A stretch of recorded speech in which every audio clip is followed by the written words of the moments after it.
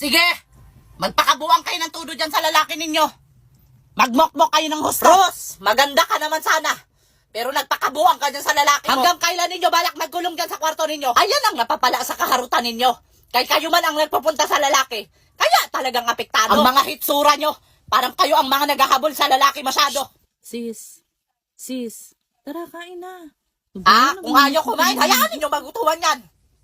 Magpapakabuang masyado sa lalaki. Akala mo naman pagkagwapo sa lalaki? Kaya ang mga aso dyan kapag makita ang jowa niya, nagwawala. Kaya kahit ang mga aso hindi pagkatiwalaan ng lalaki niya, yan ang napapala ninyo sa kaharutan ninyo.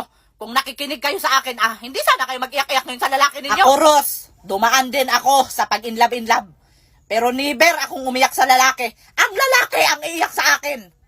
Hindi kayo gumaya sa akin. Sabi pa ang lalaki sa akin na kung hindi ko sasagutin, tatalon sa tulay. Pinabayaan ko tumalon sa tulay. Ilang beses na